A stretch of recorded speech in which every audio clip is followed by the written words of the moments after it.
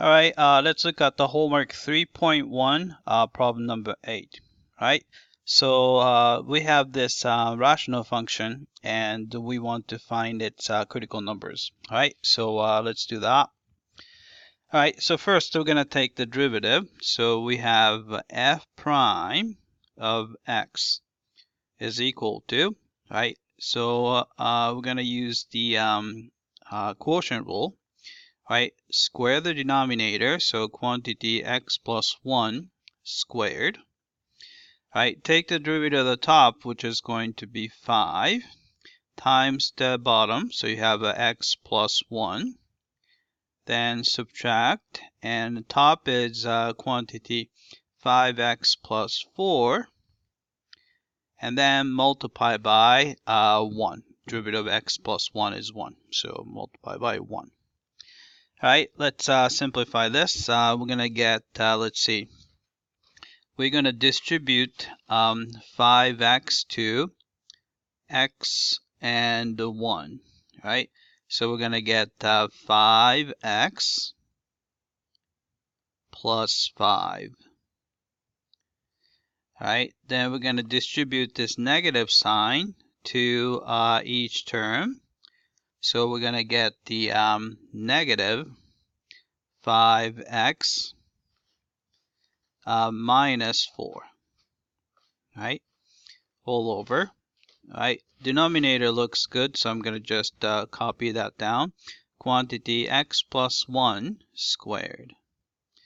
Right? Then we can cancel 5x minus 5x, right?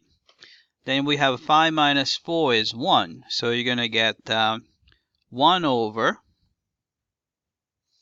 x plus 1 quantity squared, right? Then let's look for the critical number, but you can see that this derivative is actually never 0, or actually better yet, we can actually say a little bit more. It's actually always positive. Right, because 1 is positive, so you have a square, so you get a negative. You never get a negative value, so derivative is always positive. So there is no critical number, and it's almost tempting to say x equals -1, but x equals -1 is not in the domain of f. So in this case, there is no critical numbers. Right, so we say does not exist. Right, so let's check the answer. Alright, I came back and looks like we got this one correctly. Alright, and we want to find the increasing, decreasing interval. And since the derivative came out to be always positive, so it's never decreasing, but the function is not defined at x equals -1, because x equals -1 will make the denominator 0. So we have to eliminate -1. So we're going to do a negative infinity. So go to symbol, right, to -1, right? Then we're going to skip that. So use the set union. And we're going to go from -1 to infinity. So go to symbol, right, and infinity, right? And then let's see, decreasing does not exist. All right, so let's check the answer.